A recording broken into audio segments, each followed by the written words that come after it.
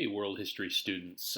Today we're going to kind of round out our Middle East unit by giving you a set of more modern issues that have gripped the region. So we're calling this current Middle East tensions, and we're going to zero in on three countries. This could obviously be bigger, and we're giving you just a snapshots of these much more complicated episodes in Mideast conflict, but that is Afghanistan, Iraq, and Syria. These three conflicts that have characterized much of the Middle East over the past 30 to 40 years.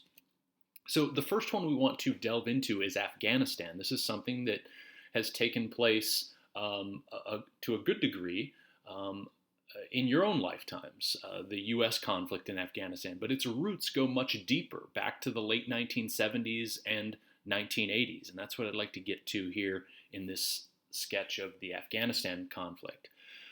A lot of what's currently happening in Afghanistan goes back to the late 1970s when there is a communist coup in Afghanistan. The government is briefly overthrown by a communist government, and this is during the Cold War. So the chief promoter of communism throughout the world at the time was the Soviet Union. So anytime there's a communist government trying to hang on to power, they can expect to get aid and support from the Soviet Union. This is very unpopular. The communist government that had seized power in rural and traditional communities that had practiced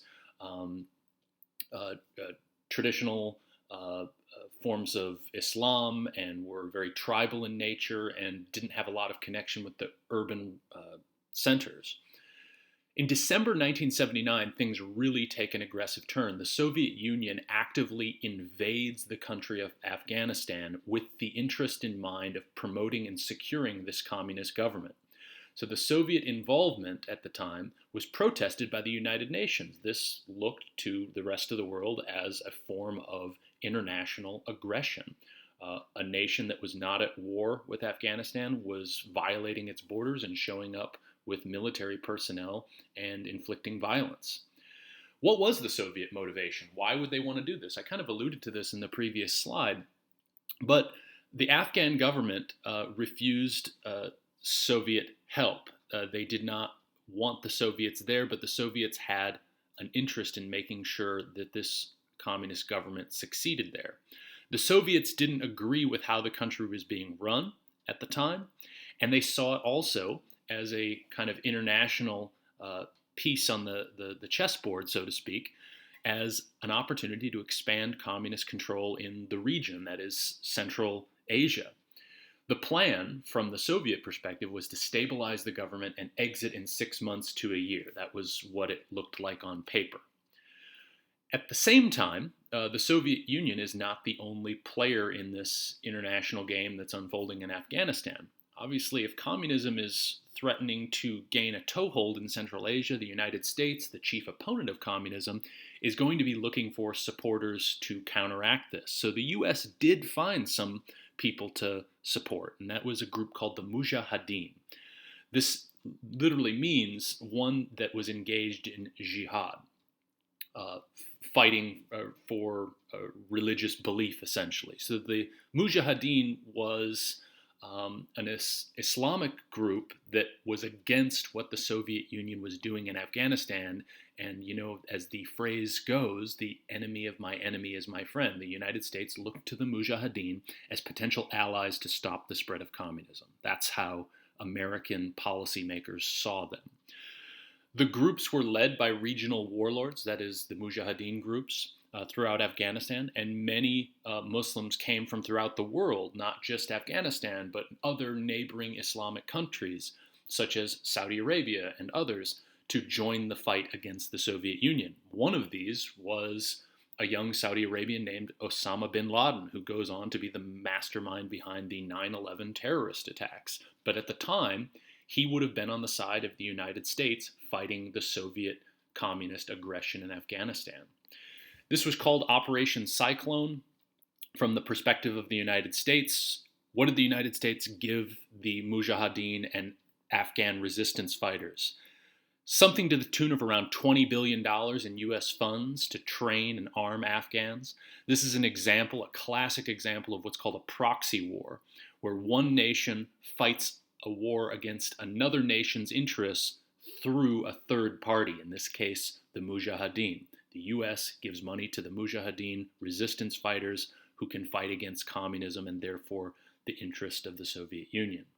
This was also funded by a sidecar operation, which is opium. The growth of opium as a drug and the international drug trade at the time was funded by the CIA, the U.S. Central Intelligence Agency.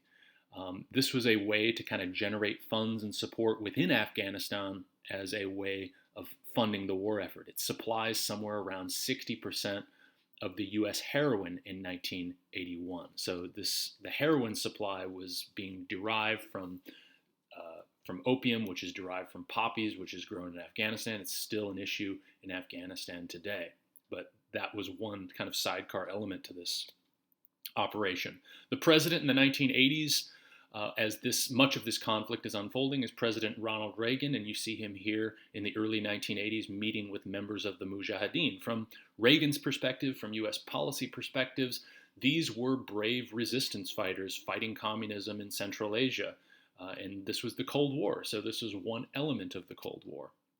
You see here a picture of an Afghan guerrilla, a member of the Mujahideen, holding up his U.S. combat ration of peanut butter. This is one little micro example of how the U.S. was pumping supplies and support to these fighters against communism.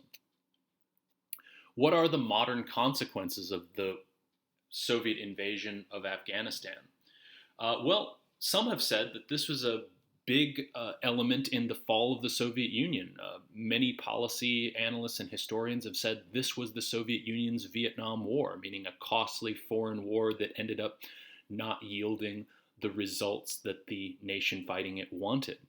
So some have said this led to the fall of the Soviet Union because it became ruinously expensive and it became costly in lives and unpopular to the government at the time.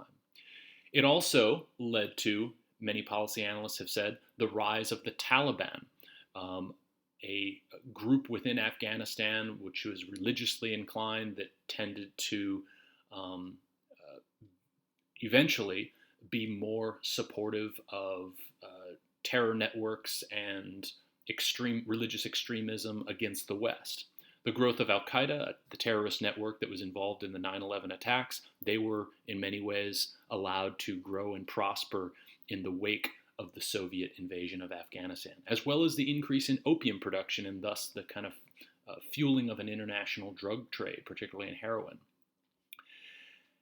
You see here off to the right, Afghanistan's deadly crop of opium, which can be derived into a variety of drugs, and how that's grown throughout the past 25 years or so. The U.S. war in Afghanistan. How did the U.S. come to be involved in this? Well, a lot of it goes back to the 9/11 terrorist attacks. On September 11, 2001, the attack on the World Trade Center and the Pentagon raised a question within the United States of, would the United States be willing to strike back at nations that shelter and give aid to terrorist networks that would carry out an attack such as that, which was, shocking to most Americans and very destabilizing.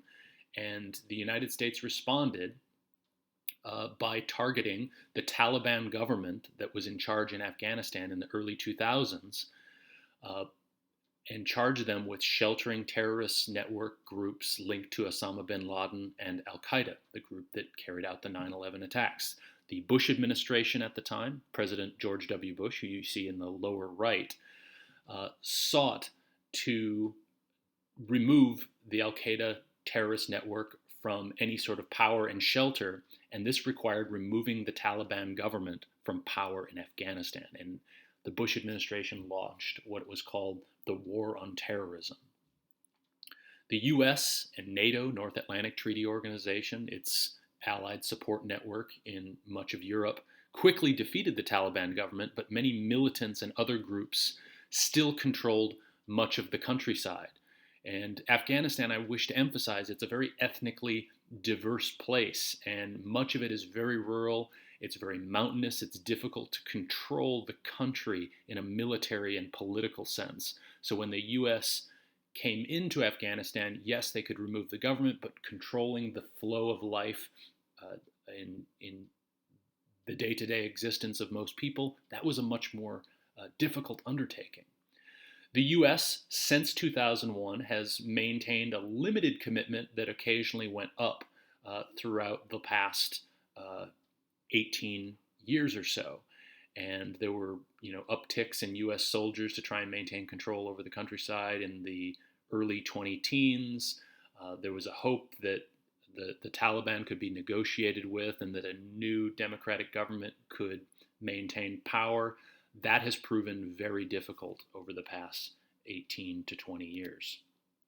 It's also been very expensive for the United States. This is even a somewhat outdated chart that only goes to fiscal year 2017, but this graph demonstrates the billions of dollars the United States has spent in Afghanistan, going on over $1 trillion at this point.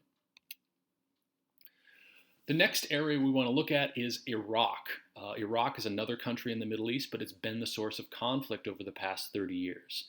The first conflict I want to talk about here is the First Persian Gulf War. This was over the course of 1990 to 91. Much of the fighting was in early 1991, but it went back to this, and that is a conflict between the nation of Iraq and Kuwait. Now, Iraq was a pretty big nation in the heart of the Middle East, is a very potentially rich nation, has a lot of oil wealth, but it bordered a much smaller nation called Kuwait on the Persian Gulf, which you know from your map is a geographic body of water in the Middle East. Kuwait was a very small nation, but it was a very rich nation. It had one of the largest oil deposits of any place on the globe. And it came into conflict with Iraq over oil extraction and production. Iraq felt that Kuwait was unfairly drawing from its oil wells, and in August 1990, Iraq invaded Kuwait. And this raised a question for the international community, including the United States and Europe and everybody else. Would the rest of the world stand by if Iraq were to invade and occupy its neighbor? Would this be an act of aggression that the rest of the world would tolerate? That was the question that the world faced in 1990. The results is that the United States and a coalition of nations came together and removed the Iraqi army from Kuwait. This was what's called the First Persian Gulf War. It was launched in January 1991 after a buildup in Saudi Arabia. It had the support of not just the United States and many of the European nations, but many nations in the Middle East supported the American effort to remove Iraq from Kuwait. The Iraqis were led by their dictator, a guy named Saddam Hussein, whose picture is in the upper right, and removed the Iraqi army from Kuwait, but Saddam Hussein remained in power. In 1991, the U.S. withdrew. Kuwait was free, and that was seen as a big benefit and an overwhelming success on the part of the United States and its coalition of allies, but it left Hussein in power. And with Hussein in power, there was always the question of what would he do afterwards. This is some of the visuals. This is Iraq. You see some of the neighboring nations there. You see Kuwait on the Persian Gulf. The United States had a brilliantly executed military attack that destroyed the Iraqi army in a matter of weeks and pushed them back into Iraq. Then there was what's called the Iraq War in 2003, and this, for the most part, lasts until 2011, but the U.S. still keeps a big presence in Iraq. So in many ways, the Iraq War of 2003, or the Second Gulf War as it's sometimes known, goes back to the First Gulf War. If there hadn't been a First Gulf War, there wouldn't have been a second, you might say. So the U.S. decided to invade Iraq in 2003. Why did they decide to invade Iraq in 2003? Well, this was a couple years after the 9/11 terrorist attack, and there was a fear on the part of the United States that the Iraq government, led by Saddam Hussein, the guy who had invaded Kuwait in 1991, had weapons of mass destruction, poison gas, biological weapons agents that could be delivered to a terrorist network and potentially do damage around the world. The United States had pledged itself to a war on terrorism after the 9/11 terrorist attacks, and Saddam Hussein seemed like a dangerous character who could potentially um, supply a terrorist attack in the months and years after 9/11. So the US tried to build a coalition of nations to this time invade Iraq and remove Saddam Hussein. The Bush administration, President George W. Bush, saw a chance also not only to remove Saddam Hussein, but to remake and stabilize the Middle East with a new US friendly Iraqi government that was based on democracy and much more friendly with its neighbors. The results were very mixed. Just like the first Gulf War, the US and its military and its allies who participated were overwhelmingly successful. They defeated the Iraqi army, and Saddam Hussein's government was toppled in a matter of weeks. The invasion started in late March, and by mid-April, Saddam Hussein had been driven from power, and the U.S. was in control of the capital of Baghdad. That picture you see in the upper right is Saddam Hussein's statue being taken down in Baghdad in April of 2003. So initially, it looked like a fantastic success for the part of the United States. But then came a much more difficult problem for the Americans, which is how do you build a new government in Iraq now that Saddam Hussein's government is toppled, is overthrown? The occupation of Iraq began in the spring and summer of 2003, and the U.S. worked hard with Iraqis who were interested in forming a new government to form a new government based on democracy. There were some other complications to this. It turned out that little to no weapons of mass destruction were found. Saddam Hussein did not have the weapons that the Americans thought he had. So a lot of people in the United States and around the world felt at that time that maybe the war had been unnecessary. Maybe this was not an operation the U.S. should have tried to pull off. On top of all of that, another difficulty emerged in late 2003. An insurgency movement began, meaning these were guerrilla forces who didn't like the presence of the United States and the allies that were helping, and they began killing U.S. and Iraqi security forces who were trying to build that new government. The Bush administration eventually tried to get this insurgency under control by raising troop levels and spending billions of dollars more to strengthen the Iraqi government. When President Obama took over in 2009, this was largely on its way to happening. The Obama administration continued the occupation, but by 2011 decided to withdraw most of the combat forces from Iraq at the time. And this was seen as somewhat controversial because it left the Iraqi government, weak as it was, kind of on its own. At the same time, many people said, well, this is necessary because the United States cannot have an open-ended commitment to Iraq forever, that eventually American troops would have to leave. These were some of the costs that it's important to bear in mind when it came to the U.S. war in Iraq. These are the casualty or U.S. military death statistics from March 2003 to July 2010. This is just the number of combat deaths. If you looked at wounded in action and other sorts of costs associated with war, this would be much bigger. But these are the number of soldiers lost by month over the course of 2003 to 2010, most of the U.S. occupation. Finally, I want to get to another regional conflict in the Middle East, and that is the nation of Syria and its civil war that's been ongoing since 2011. In 2011, there's a gathering of political protest movements throughout the Middle East. It's commonly called the Arab Spring. It started in Tunisia, it was in Libya, Egypt, but also Syria. People throughout the Middle East began protesting their governments and shortages of food and unemployment and a variety of other social and economic problems that had plagued many parts of the Middle East in 2011. The leader of Syria at the time was a man you see on the right. His name is Bashar al-Assad, who was head of the Syrian government. He had the reputation of being autocratic or kind of dictatorial. And he put down these democratic protests that were emerging in Syria in 2011. This led to a violent uprising against Assad. Many people within Syria, including some outside forces, joined this movement against Bashar al Assad, and violence began spreading throughout Syria, and this gave way to a full blown civil war. Outside powers, on both pro Assad forces and anti Assad forces, began to funnel money and weapons to both sides. In 2013, Assad took it to the next level by using chemical weapons against Syrian forces against him, and he's managed to hang on to power ever since. That's a brief thumbnail sketch of the Syrian civil war. What I'd like you to do right now is I'd like you to watch this clip giving you a broader overview of the civil war in Syria.